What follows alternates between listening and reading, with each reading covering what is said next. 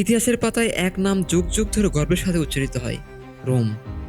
একটি ছোট্ট শহর থেকে শুরু হয়ে কিভাবে এই সাম্রাজ্য বিস্তৃতি লাভ করেছিল ইউরোপ, আফ্রিকা আর এশিয়ার বিশাল অংশ জুড়ে।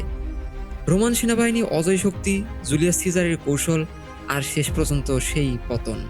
এই গল্প শুধু যুদ্ধ আর জয়ের নয়, এটি এক সাম্রাজ্যের, এক সভ্যতার, এক জাতির গল্প। চলুন ডুবে যাই সেই রোমান সাম্রাজ্যের রোমাঞ্চকর ইতিহাসে।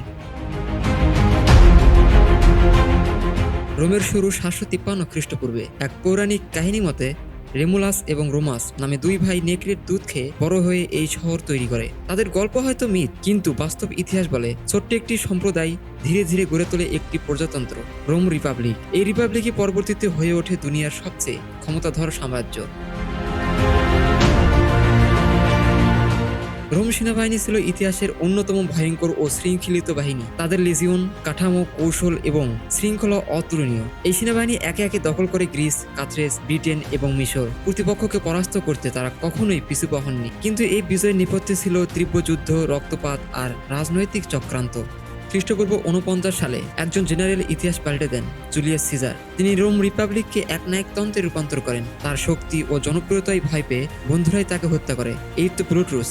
এই বিখ্যাত লাইনটি আজও চিরস্মরণীয়। সিজারের মৃত্যুই রোম সাম্রাজ্যের এক নতুন যুগের সূচনা করে। সিজারের দত্তক পুত্র অগাস্ট হয়ে ওঠেন রোম সাম্রাজ্যের প্রথম সম্রাট। তার নেতৃত্বে রোম সাম্রাজ্যে আসে পিস রোমানা, একটি দীর্ঘ শান্তির যুগ, প্রায় 200 বছর। রোম তখন শুধু একটি সামরিক শক্তি নয়, বরং শিল্প, স্থাপত্য, আইন ও সংস্কৃতির কেন্দ্রবিন্দু।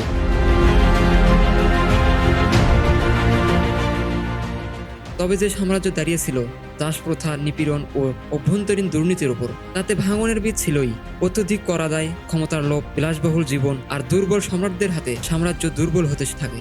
476 খ্রিস্টাব্দে এক জার্মান যোদ্ধা ওডাওসার শেষ রোমান সম্রাটকে ক্ষমতাচ্যুত করেন। এটাই ছিল ওয়েস্টার্ন রোমান সাম্রাজ্যের পতন। এক সময়ের অতুলনীয় সাম্রাজ্য ইতিহাসে হয়ে যায় অতীত। রোমান সাম্রাজ্য হয়তো আর নেই, কিন্তু তার ছায়া আজও বর্তমান। আমাদের আইন, ভাষা, আর্কিটেকচার সবখানে রোমান প্রভাব। এই সাম্রাজ্য শুধু ইতিহাস নয়, এটি এক শিক্ষা। যেখানে শক্তির উত্থান রয়েছে, তেমনি সেখানে পতনও অবধারিত।